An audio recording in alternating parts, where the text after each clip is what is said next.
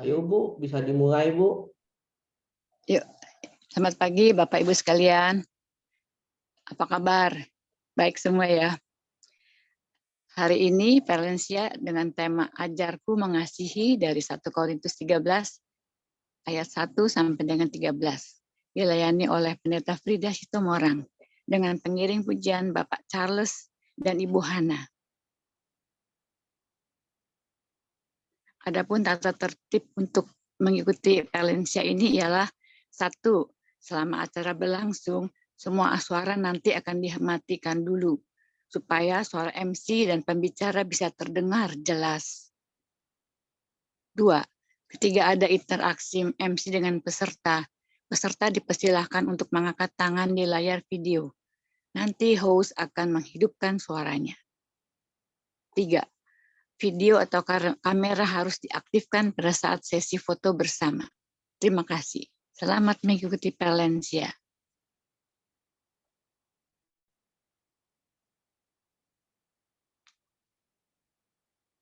Kita akan memuji Tuhan, Bapak Ibu sekalian, dari PKJ 242 bait 1 dan 2. Seindah siang disinari terang. Pagi Bapak Ibu semua, ketemu lagi dengan Charles dan Hana. Lagu yang akan kita nyanyikan di awal ini akan memberi kata-katanya itu sungguh indah. Bagaimana cara Tuhan mengasihi kita, begitu luar biasa.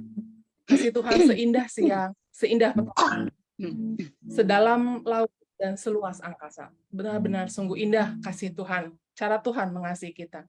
Mari kita nyanyikan lagu ini, kita hayati kata-katanya.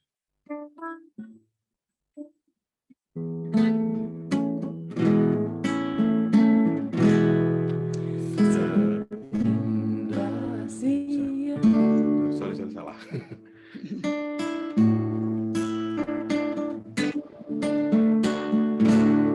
Seindah siang disinari terang, cara Tuhan mengasihiku. Seindah petang dengan angin sejuk, cara Tuhan mengasihiku. Tuhanku lembut dan penyayang, dan aku mengasihi Dia. Kasih-Nya besar, agung dan mulia, cara Tuhan mengasihiku. Sedalamnya laut, seluas angkasa, cara Tuhan mengasihiku. Seharum kembang yang tetap semerbak, cara Tuhan mengasihiku. Tuhanku lemah besertaku, dan surgalah pengharapanku. Hidupku tentram, ku nikmati penuh, cara Tuhan mengasihiku.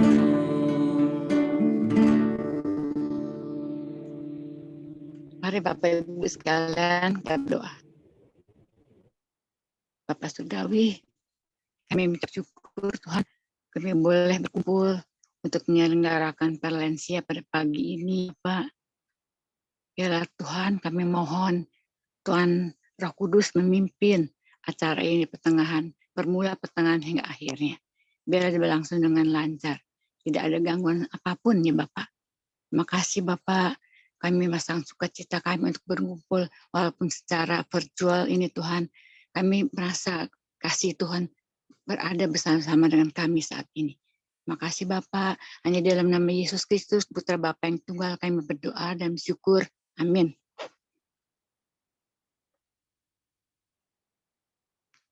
Sebelum firman Tuhan dibawakan oleh Pendeta Frida, kita akan memuji Tuhan dari PKJ 54, bait 1, 3, dan 5. Atas bumi nan permai. Bapak Ibu, lagu yang akan kita nyanyikan berupa ungkapan syukur kita kepada Tuhan untuk apa yang sudah Tuhan beri buat hidup kita, atas bumi yang permai, atas langit yang cerah, juga atas kasih di antara sesama. Mari kita nyanyikan lagu ini dengan penuh ucapan syukur. Tuhan, bagimu syukur, puji dan sembah.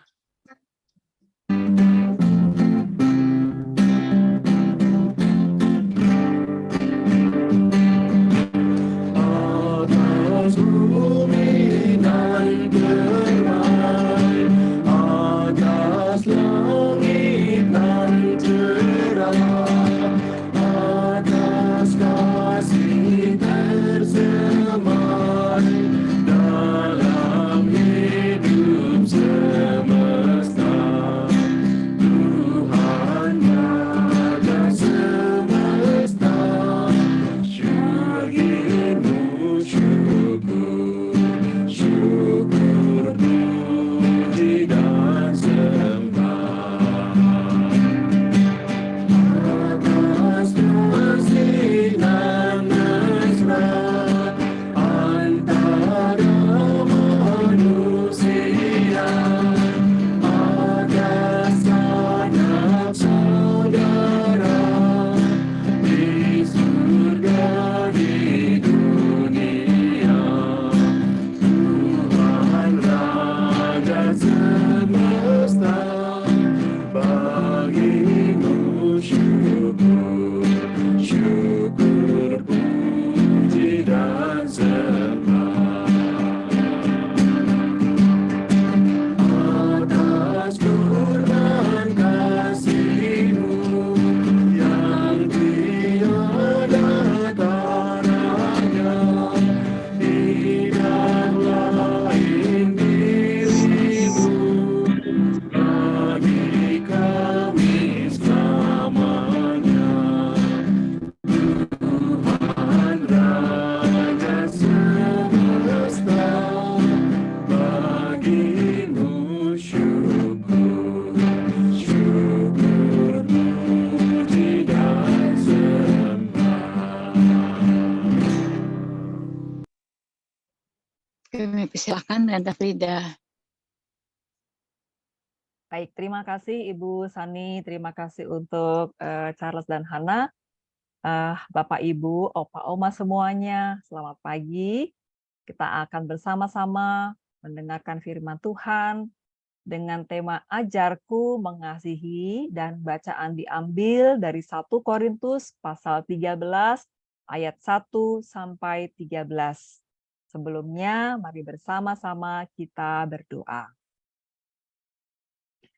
Bapa dalam Tuhan kami Yesus Kristus, betapa hati kami begitu penuh dengan sukacita.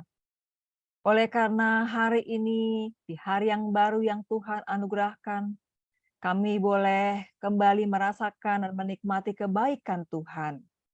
Kami boleh menikmati pagi yang sejuk dengan hujan yang turun. Kami juga boleh menikmati kegembiraan saling menyapa dengan semua opa oma dan bapak ibu dalam Zoom ini. Kami boleh menyanyi memuji Tuhan. Kami boleh bersyukur bersama-sama. Dan terlebih saat ini, kami boleh bersama-sama membaca firman-Mu dan merenungkannya.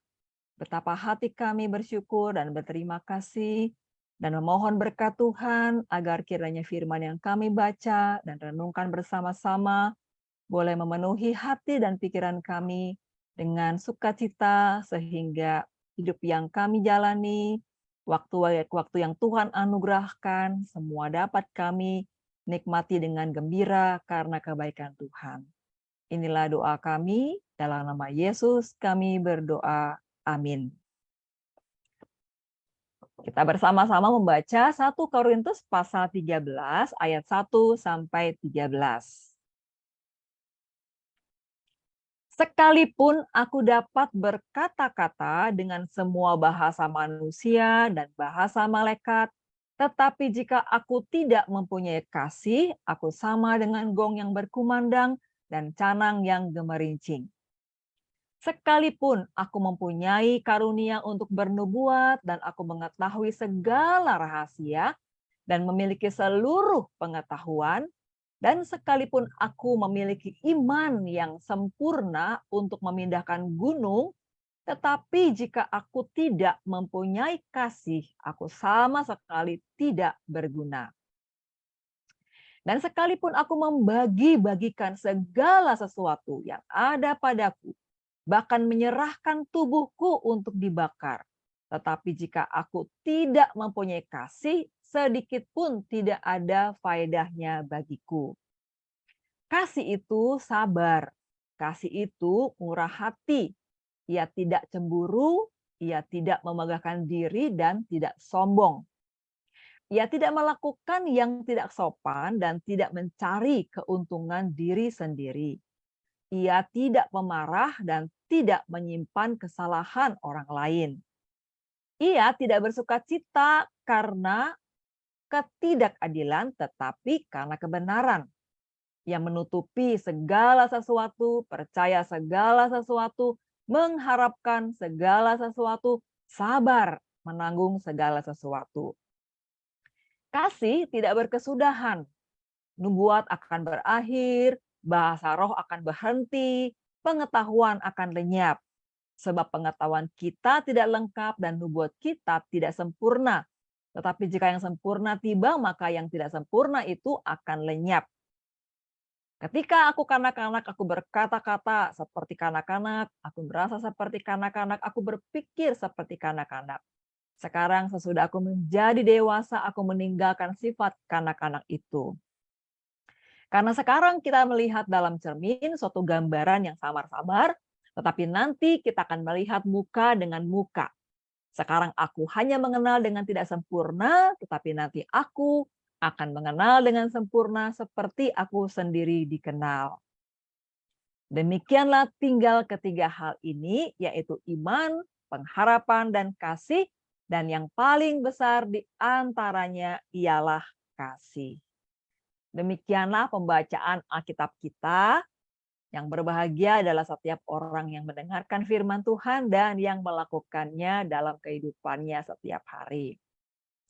Bapak dan Ibu serta Opa, Oma semuanya, Mother Teresa pernah mengatakan seperti ini.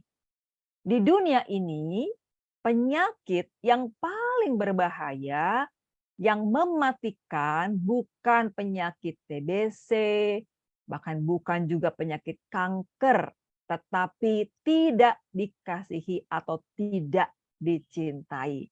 Orang bisa mati karena kelaparan, tetapi orang akan tidak mampu bertahan hidup kalau kurang kasih sayang atau cinta. Ya, banyak orang kelaparan, tetapi lebih banyak orang yang meninggal atau mati karena ketiadaan kasih sayang atau cinta. Nah, karena itu pagi ini ada dua hal penting kalau kita bicara mengenai ajarku mengasihi. Yang pertama, kasih itu inti kehidupan, gitu ya. Inti kehidupan. Yang kedua, kasih itu inti dari semua hukum. Kita lihat ya tentang kasih sebagai inti kehidupan. Opa, Oma, Bapak, Ibu semuanya, kasih sebagai inti kehidupan sudah tergambar dan sudah terwujud melalui terciptanya dunia atau alam semesta ini. Alam semesta atau dunia tercipta karena kasih. Tuhan menciptakan segala sesuatu itu baik. Kalau kita membaca dalam kitab Kejadian ya, setiap kali Tuhan menciptakan dari hari pertama, hari kedua, hari ketiga, hari keempat, hari kelima, semuanya baik. Dan ketika Tuhan menciptakan manusia di hari ke-6, Tuhan melihat segala sesuatu itu sungguh amat baik. Nah, semesta ini, dunia ini, bahkan manusia tercipta dengan amat baik, semua karena kasih Tuhan kepada manusia. kehidupan di dunia ini berlangsung dari generasi yang satu ke generasi yang lain juga karena cinta, karena kasih. Dua orang yang berjumpa, kemudian muncul atau tumbuh cinta atau kasih di hati mereka, lalu mereka kemudian dipersatukan dalam pernikahan, melahirkan generasi yang satu ke generasi yang berikutnya. Semua itu karena cinta atau karena kasih.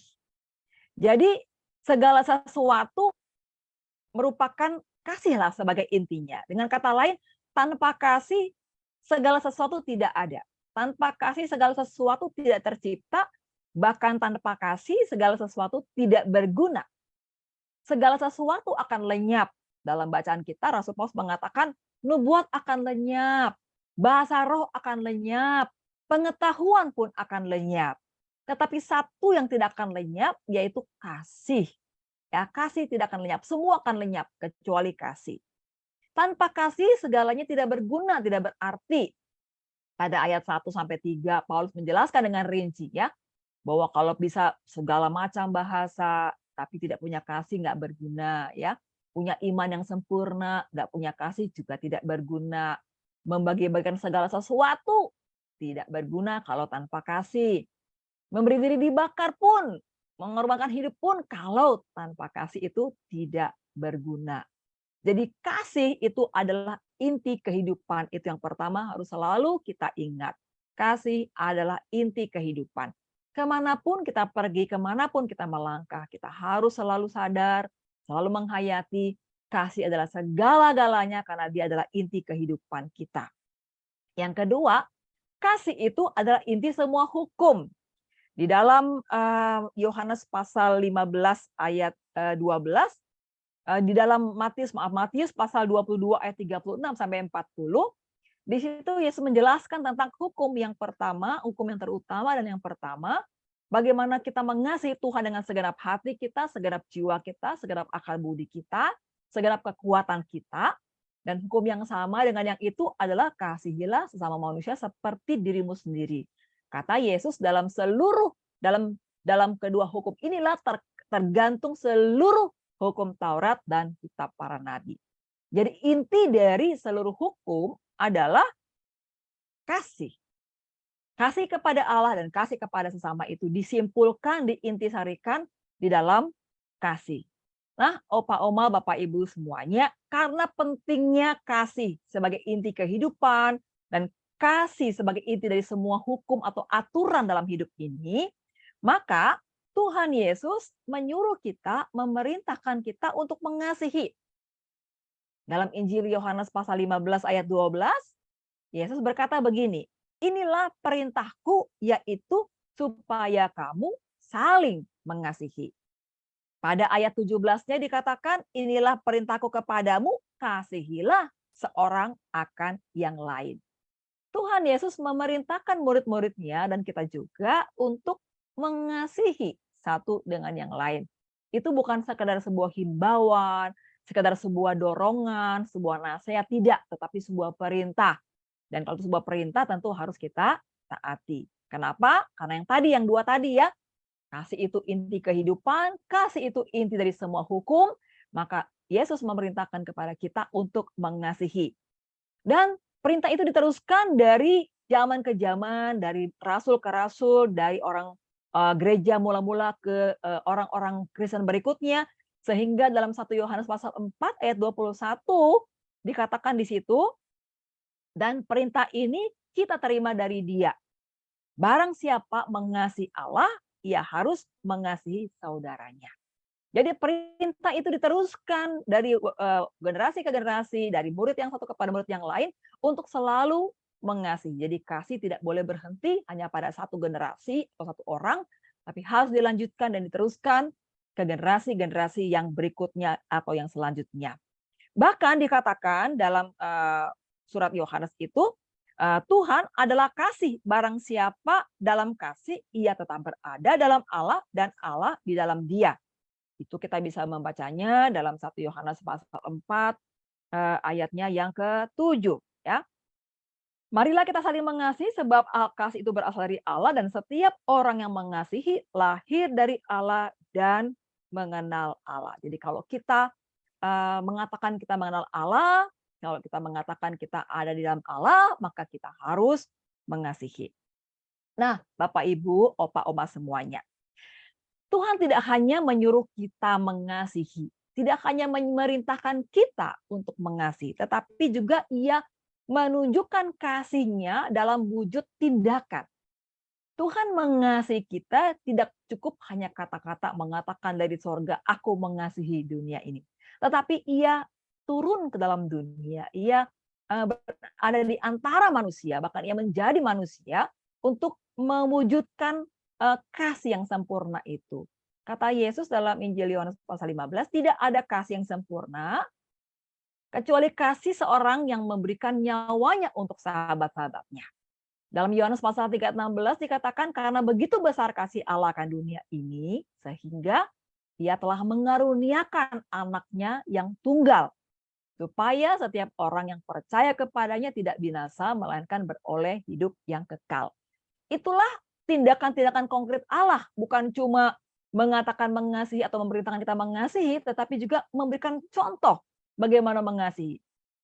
Terciptanya alam semesta, kalau kita mengagumi bintang-bintang di langit, ya matahari, bulan, atau kalau kita pergi ke Taman Ismail Marzuki dan melihat peneropongan bintang, melihat galaksi, melihat planet-planet, melihat semesta, kita akan mengatakan maka jiwaku pun memujimu, begitu ya. Seperti kata pencipta lagu Kidung Jemaat 64. Maka jiwaku pun memujimu karena begitu luar biasa indahnya ciptaan Allah. Kalau kita melihat bunga-bunga dengan segala bentuk, segala warna, segala aroma, kita mengagumi bunga-bunga. Dan itu semua adalah ciptaan Allah. Kalau kita melihat ikan-ikan dengan segala rupa-rupanya, semua bentuk jenis hewan di dunia ini, kita akan mengagumi betapa luar biasa. Itu adalah wujud cinta Allah yang terwujud dalam ciptaannya. Ketika kita melihat manusia satu dengan yang lain, begitu unik, begitu khas, tidak ada yang persis sama, bahkan yang kembar sekalipun. Karena Tuhan menciptakan setiap orang dengan kekhususan, dengan keunikan yang tiada duanya. Betapa Tuhan mengasihi kita. Dan cinta Tuhan yang paling konkret kita lihat juga ketika Tuhan menjadi manusia dalam diri Yesus, ya. Yang sakit disembuhkan, yang susah ditolong, yang disingkirkan, yang disingkirkan begitu, dirangkul, diterima begitu ya, seperti Sakeus, yang mati dibangkitkan, yang lapar diberi makan, yang haus diberi minum. Tidak ada tindakan-tindakan yang Yesus lakukan yang tidak mencerminkan bagaimana cinta Allah kepada manusia. Selama kita melihat bagaimana perjalanan pelayanan Yesus, kita melihat bagaimana Allah mengasihi manusia. Tidak ada hal yang tidak dikerjakannya untuk kebaikan manusia. Jadi Tuhan tidak hanya memerintahkan kita mengasihi, tetapi juga memberikan contoh atau teladan kepada kita bagaimana kita mengasihi. Yaitu kasih itu tidak sekedar kata-kata, tapi kasih itu harus selalu berbentuk atau terwujud dalam tindakan yang nyata. Nah, saudara-saudara yang Tuhan Yesus kasihi, mengasihi berarti adalah sebuah keharusan, ya. Dia inti kehidupan, dia juga inti dari hukum, ia juga adalah perintah Tuhan kepada kita, dan Tuhan bukan cuma memerintahkan tapi meneladankan kepada kita tentang bagaimana mengasihi. Bahkan kematian di kayu salib adalah sebuah tindakan yang amat sangat nyata bagi kita, bagaimana bahkan untuk membayar semua harga, berkorban, memberikan semua yang terbaik dalam kehidupannya, ia lakukan untuk kepentingan dan keselamatan manusia yang dicintainya. Pengorbanan adalah salah satu aspek dari cinta, dan Allah memperlihatkan itu dalam pengorbanan Yesus di kayu salib. Nah, pertanyaannya, memang mengasihi itu suatu keharusan. Kita semuanya pasti tahu, pasti menyadari. Namun selalu pertanyaannya, apakah mengasihi itu sesuatu yang gampang? Nah, ternyata kita mengalami bukan bahwa mengasihi itu penuh tantangan. Ya, mengasihi ternyata tidak semudah kita mengatakannya. Ngomong kasih itu gampang, tapi melakukannya itu penuh dengan perjuangan, ya, penuh dengan tantangan. Rasul Paulus menjabarkan beberapa bagian tentang kasih itu dalam wujud hal-hal yang kita kenal dalam keseharian kita, ya. Misalnya kasih itu sabar gitu. Nah, Bapak Ibu, sabar itu gampang nggak sih? Ternyata sabar itu nggak gampang ya. Sabar itu kadang-kadang juga ada batasnya gitu ya. Kita tidak selalu sabar dalam segala sesuatu, tidak selalu sabar dalam sepanjang waktu gitu ya. Eh, Dan apalagi kalau misalnya yang kita alami itu adalah satu tindakan yang menjengkelkan kita berulang-ulang gitu ya. Bagaimana saya bisa sabar? Tetapi tahukah Bapak Ibu sekalian bahwa sebetulnya menghadapi orang-orang yang membuat kita tidak sabar justru adalah sekolahan buat kita ya. Guru kita adalah orang-orang yang menjengkelkan. Bagaimana kita mempunyai hati yang sabar, justru kita butuh orang-orang yang menjengkelkan. Kalau enggak kita nggak ada ujiannya, nggak ada tesnya ya. Bagaimana kita tahu kita orang sabar? Ya ujiannya adalah menghadapi orang-orang yang sering mengecewakan kita, sering menjengkelkan kita, dan ini tidak mudah ya. Kadang kita berhasil, tapi kadang juga kita gagal ya. Kasih itu kata Rasul Paulus murah hati. Nah ini juga tidak mudah untuk bermurah hati. Kadang-kala kita lebih suka menerima daripada memberi gitu ya. Atau kita memberi saat kita punya gitu ya. Namun saat kita dalam keterbatasan, mungkin kita juga akan bergumul untuk memberi. Namun di sini kasih murah hati berarti kita memberi bukan hanya pada waktu kita memiliki, tapi juga saat kita tidak memiliki. Murah hati berarti dalam segala sesuatu, dalam segala keadaan. Nah, Mother Teresa pernah cerita seperti ini ya. Pada satu hari ia pergi ke Kalkuta menjumpai satu keluarga yang konon kabarnya telah berhari-hari mereka tidak makan kelaparan begitu ya. Lalu Mother Teresa membawa sepiring beras begitu untuk dimasak atau dipakai oleh mereka untuk makan begitu. Nah, ketika ibu itu menerima beras yang dibawa oleh Mother Teresa, apa yang terjadi? Ia langsung masuk ke dalam, kemudian membagi beras itu menjadi 2 bagian, sebagian ditaruh di piring yang lain, lalu dia pergi ke sebelah rumah, ke tetangganya. Dan ketika dia pulang, dia sudah membawa piring yang kosong. Lalu Mother Teresa bilang begini, "Apa yang kamu lakukan, hai ibu?" Maka ibu itu mengatakan, "Tetangga sebelahku juga kelaparan." Gitu. Nah, padahal dia mempunyai 4 anak ya yang harus dia beri makan, termasuk dirinya juga, dan mereka juga sudah berhari-hari tidak makan. Tetapi walaupun ia mendapatkan tidak banyak gitu, namun yang sedikit itu tetap ia berikan juga kepada orang lain yang juga membutuhkan. Jadi murah hati tidak harus menunggu sampai kita hidupnya berlimpah-limpah, mempunyai segala sesuatu, menjadi kaya raya, tidak ya, tetapi kita bisa melakukannya dalam segala keterbatasan kita. Itu artinya murah hati. Kemudian kata Rasul Paulus, kasih itu juga tidak cemburu gitu ya. Tidak cemburu. Nah, perkara cemburu ini kan juga sering kita alami ya dalam kehidupan sehari-hari, bukan cuma cemburu dalam hal hidup bersama pasangan, tapi misalnya kita cemburu ketika teman kita atau orang yang dekat dengan kita kemudian dekat juga dengan orang lain. Kita takut kehilangan teman kita itu, lalu kita menjadi cemburu ya. Kita takut kehilangan. Perasaan itu juga bisa dan terjadi dalam kehidupan kita. Kasih tidak memegahkan diri dan tidak sombong gitu ya. Manusia punya harus memerlukan perjuangan untuk bisa menjadi orang yang tidak sombong ya, menjadi orang yang rendah hati. Kita menemukan dalam kehidupan kita banyak sekali orang-orang yang sombong ya, sombong entah karena jabatan yang tinggi, sombong karena mungkin memiliki status sosial yang tinggi gitu ya. Namun Rasul Paulus mengingatkan kasih itu berarti kita tidak membanggakan diri dan tidak sombong. Karena apa? Karena sebetulnya kalau kita sadar, apapun yang kita punya, apapun yang kita miliki, apapun itu berarti segala-galanya ya Bapak Ibu ya.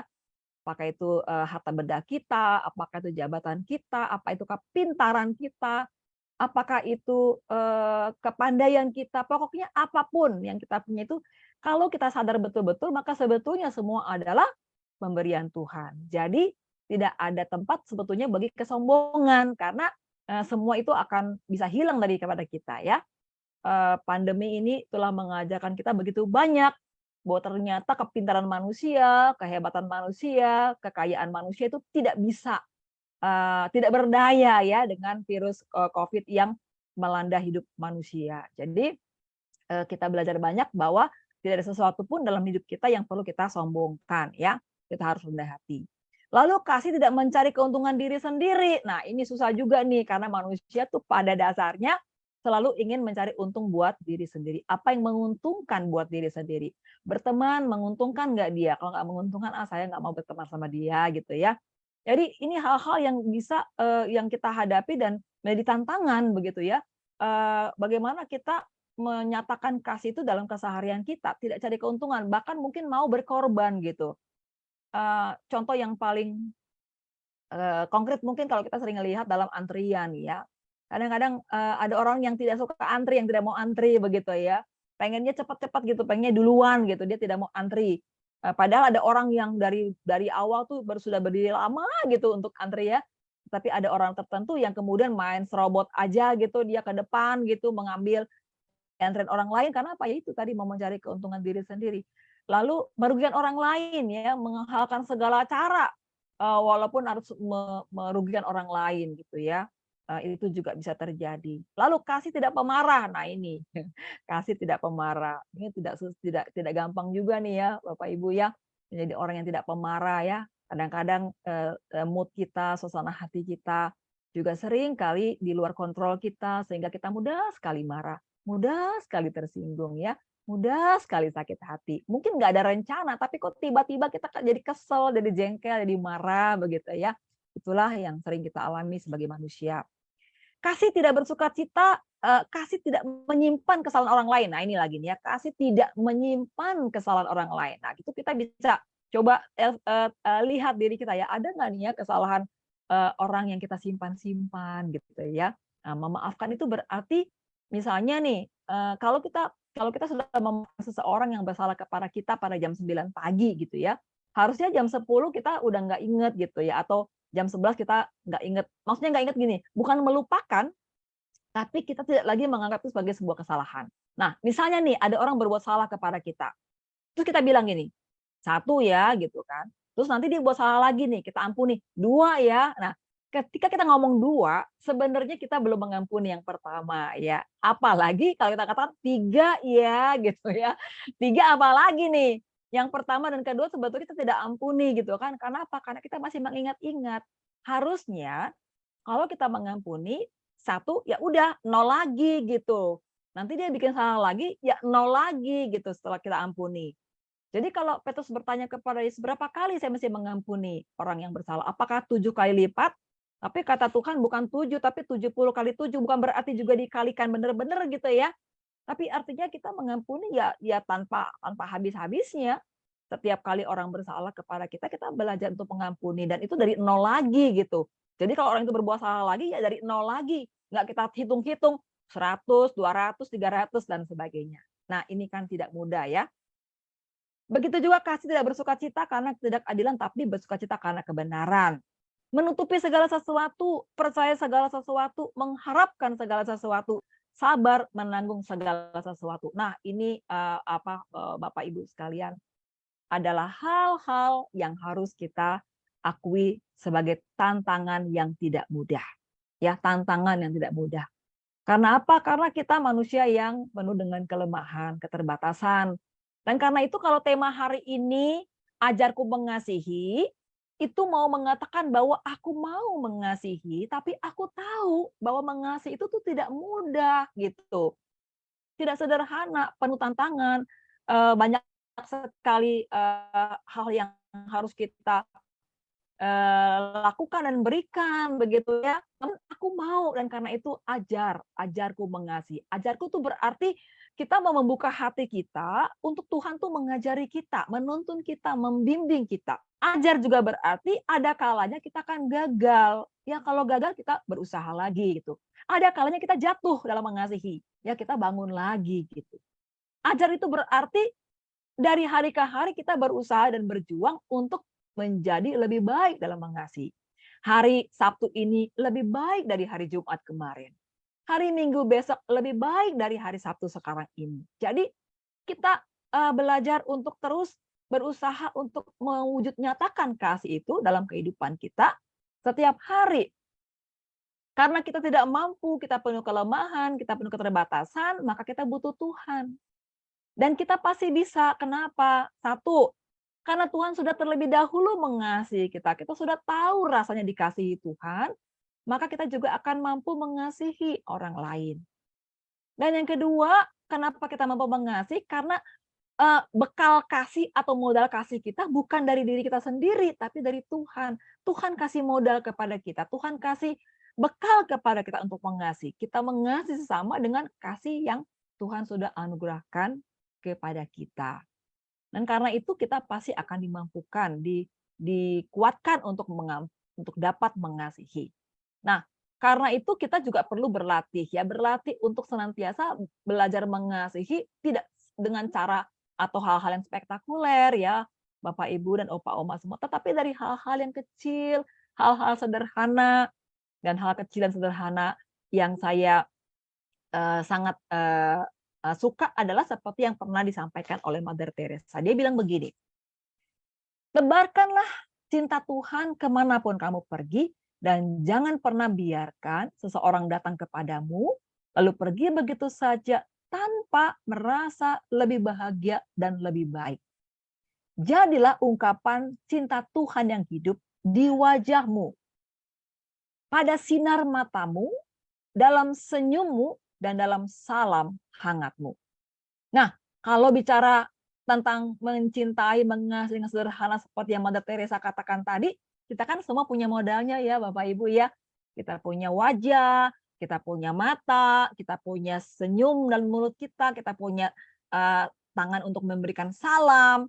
Nah, seperti tadi pagi kan waktu kita semuanya sudah kumpul di Zoom, saling menyapa, saling memuji, saling menggoda, membuat suasana jadi begitu meriah, suasana jadi begitu menyenangkan, jadi hangat ya. Di luar rumah kita hujan gerimis, bahkan deras, tapi hati kita begitu hangat karena apa?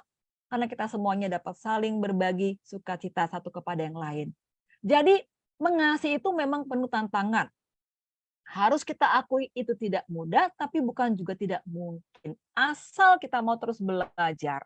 Belajar mengasihi, belajar mencintai. Belajar berarti bersedia dibimbing oleh Tuhan, bersedia dituntun oleh Tuhan, bersedia diingatkan oleh Tuhan, sehingga ketika kita jatuh, kita bangun lagi, ketika kita gagal, kita mencoba lagi, dan begitu setiap hari. Kasih juga menjadi sesuatu yang mungkin karena Tuhan sudah memberikan bekal dan modal kepada kita. Kita mengasihi Tuhan, mengasihi sesama dengan kemampuan yang Tuhan sudah anugerahkan kepada kita. Dan karena itu, setiap kali kita diberikan Tuhan hal yang baru, kita diberikan kesempatan yang baru, kita berjumpa dengan orang-orang di sekitar kita, apakah keluarga kita, teman, tetangga, dan sahabat kita, marilah kita terus belajar bagaimana kita mencintai. Ingatlah kata-kata Rasul Paulus, dari iman dan pengharapan yang terbesar itu adalah kasih. Kasih adalah inti kehidupan, kasih adalah inti dari semua hukum. Kalau kita tinggal dalam kasih dan mewujudkan kasih dalam kehidupan kita, terwujud dengan nyata, maka sesungguhnya kita adalah orang yang paling berbahagia dalam kehidupan ini. Tuhan memberkati Opa Oma, Bapak Ibu, dan kita semua untuk mempraktekkan kasih secara konkret, dimanapun kita berada dan siapapun yang kita jumpai, mulai dari hal-hal yang sederhana, mulai dari hal-hal yang kecil, mulai dari diri sendiri, dan mulai dari sekarang. Tuhan memberkati. Amin. Nah, Bapak Ibu sekalian, suatu renungan yang bagus ya Pak. Untuk respons sebagai respon kita akan memuji Tuhan dari layar.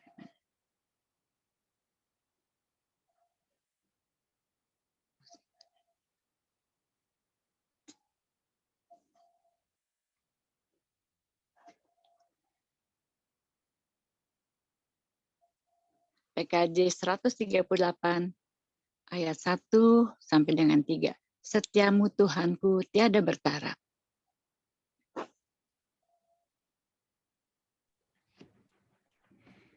Bapak Ibu, untuk respon firman yang sudah dibagikan Kak Frida, mari kita nyanyikan. Setiamu Tuhan tiada bertara. Selalu ada di kala suka, ada di saat gelap. Setiap pagi bertambah jelas. Mari kita nyanyikan lagu ini.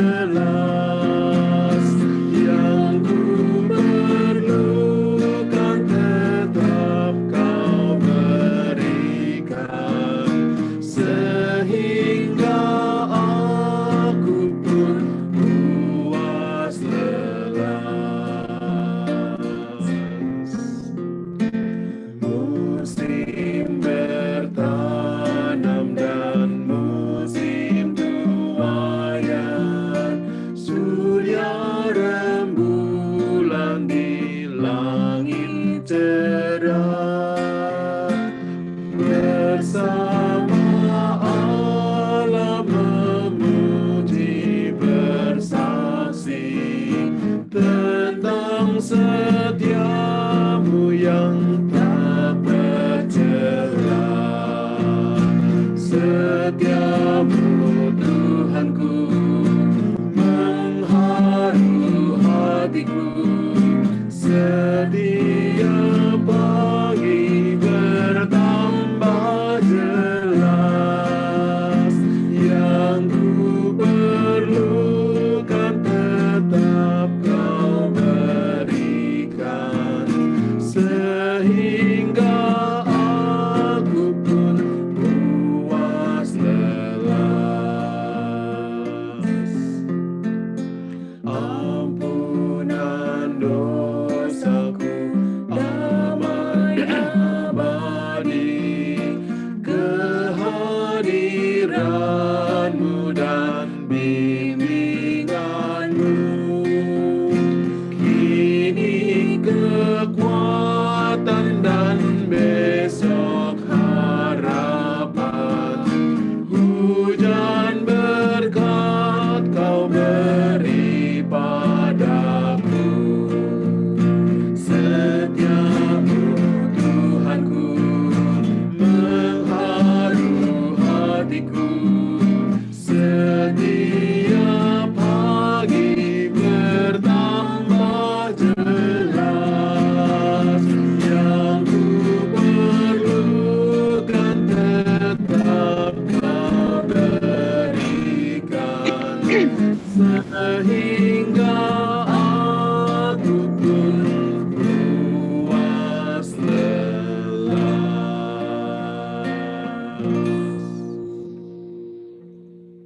Nah, Bapak Ibu sekalian, ini saat berfoto Ria. Silahkan dibuka kamera dan videonya ya Bapak Ibu. Arman, Bapak Ibu, silakan kameranya Arman. dibuka ya Bu. Bapak, ayo difoto ya.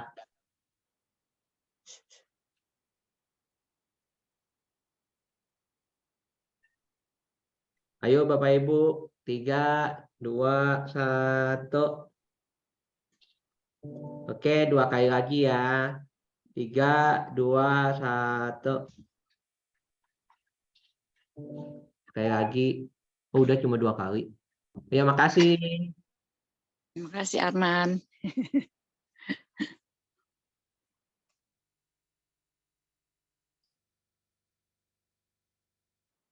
Sebagai lagu pengutusan dan lagu penutup, kita akan menyanyikan dari PKJ 185 ayat 1 sampai dengan 4. Tuhan mengutus kita. Bapak Ibu, lagu ini lagu yang ceria. Nanti pas ref kita tepuk tangan ya, di refnya dengan senang, gitu. Lalu dengan senang, oke, di refnya saja ya Bapak Ibu. Mari kita nyanyi lagu ini dengan penuh sukacita.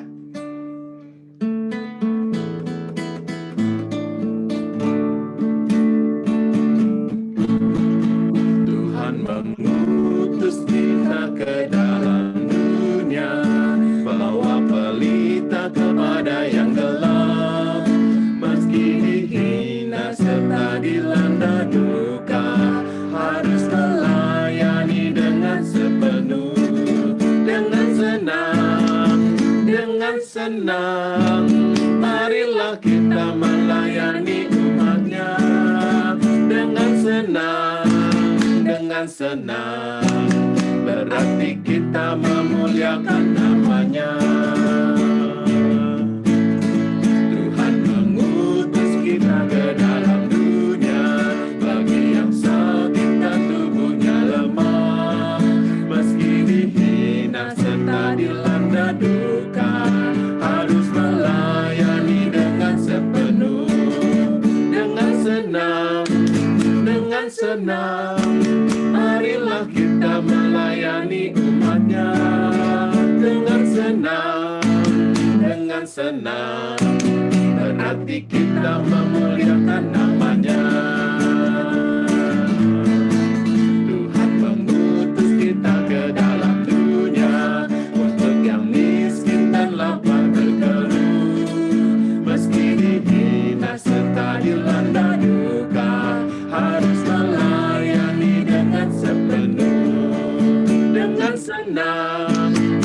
dengan senang, marilah kita melayani umat-Nya. Dengan senang, berarti kita memuliakan nama-Nya. Tuhan mengutus kita ke dalam dunia, menolong yatim dan orang yang resah. Meski dihina serta dilanda duka, harus melayani dengan sepenuh. Dengan senang, marilah kita melayani umat-Nya. Dengan senang, berarti kita memuliakan nama-Nya. Dengan senang, marilah kita melayani umat-Nya. Dengan senang, berarti kita memuliakan nama-Nya. Amin. Saatnya kita akan berdoa syafaat dan diakhiri dengan menyanyikan Bapa terima kasih. Silakan Pendeta Frida. Baik, mari Opa, Oma, Bapak, Ibu semua, kita bersama-sama akan berdoa. Bapa dalam Tuhan kami Yesus Kristus, terima kasih untuk semua kasih-Mu yang selalu boleh kami rasakan dan temukan dalam keseharian kami. Di berbagai saat yang kami alami, saat senang ataupun hati kami sedang susah, saat kami sedang sehat maupun ketika tubuh kami sedang sakit, Tuhan selalu mengasihi kami dan kami boleh selalu merasakan dan mengalami kasih-Mu. Biarlah kami boleh terus tinggal tetap setia dalam kasih Tuhan dan terus belajar berupaya mengasihi sesama kami, keluarga, teman, sahabat, tetangga, dan siapapun yang kami jumpai. Biarlah setiap waktu yang Tuhan masih berikan, setiap orang yang masih kami jumpai menjadi kesempatan kami untuk meneruskan kasih Tuhan kepada sesama kami. Saat ini kami berdoa untuk Pak Edi yang sudah menjalani operasi empedu pada waktu yang lalu. Tuhan kami mohon berkat-Mu agar Pak Edi boleh hari bertambah pulih dan dapat sembuh serta bersukacita kembali dalam semua aktivitas dan kesehariannya, juga dalam pelayanan bersama-sama di Komisi Lansia. Kasih anugerah Tuhan memenuhi diri Pak Edi dengan sukacita.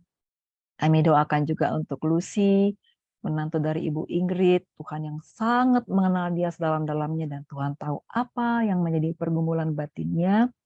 Kami mohon Tuhan yang kuatkan, teguhkan, dan topang dia selalu hingga ia dapat kembali merasakan, mengalami kebaikan Tuhan yang membuat ia pulih dalam semangat dan sukacitanya.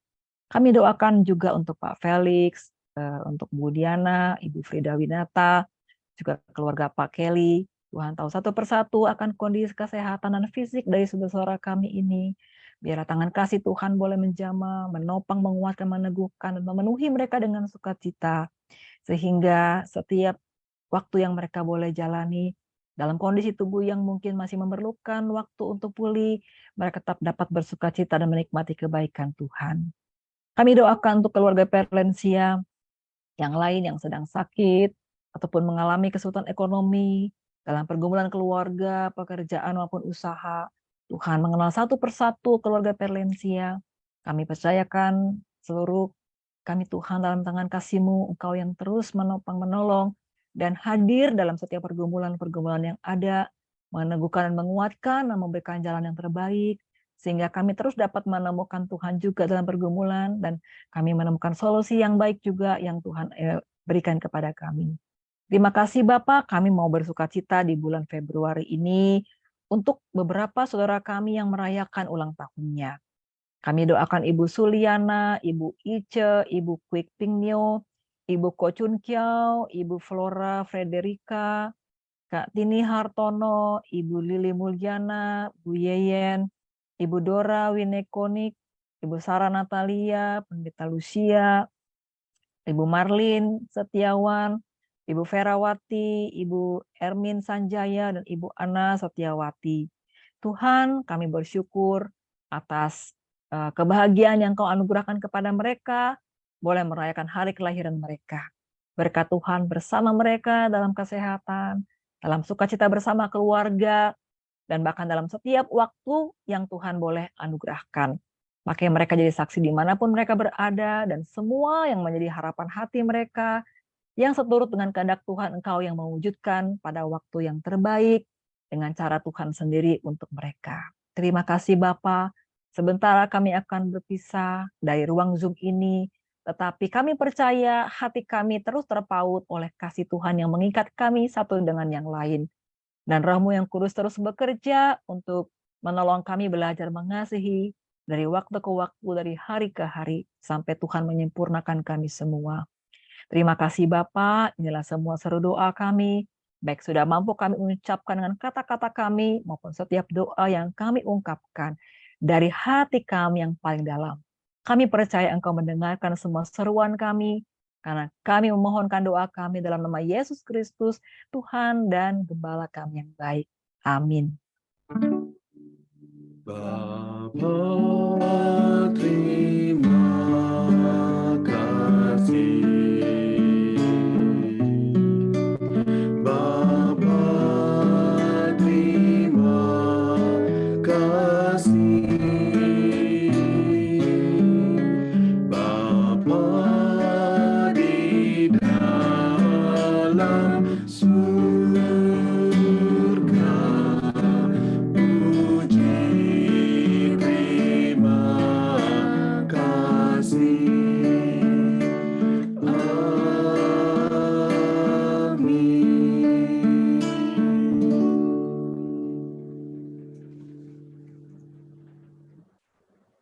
Ya Bapak Ibu sekalian.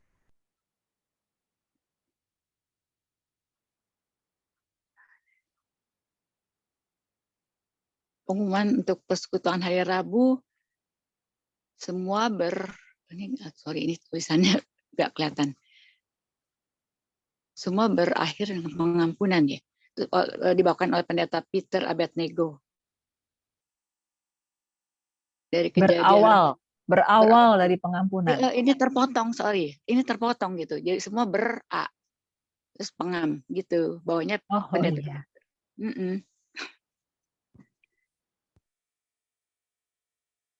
Ini juga begitu lagi. Terpotong lagi nih ya, Bu. Siapa sih? Ertin ya. Persekutuan lansia onsite pada Selasa 28 Februari dengan tema berpegang pada terpotong. Pada janji Tuhan mungkin ya. Dilayani oleh Pendeta Emeritus Iwan Tri Wahyudi di Aula GKI Samanhudi jam 10 pagi. Dan Valencia online akan datang pada hari Sabtu 11 Maret. Akan dilayani oleh Pendeta Maria Sindu dengan tema hamba Tuhan yang datang lagi.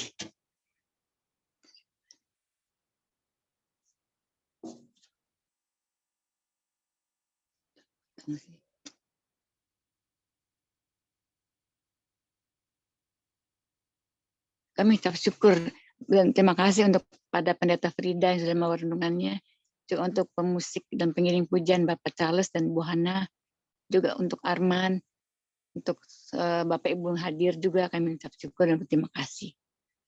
Terima kasih, Tuhan memberkati. Sampai jumpa lagi ya Bapak Ibu. Terima kasih Bu Sani, terima kasih Kak Rusana, terima kasih Arman, terima kasih Bapak Ibu semuanya. Terima kasih, terima kasih. Sampai jumpa lagi. Pendeta Frida, Sani, terima kasih. Terima kasih Bu Erti, sampai jumpa Bu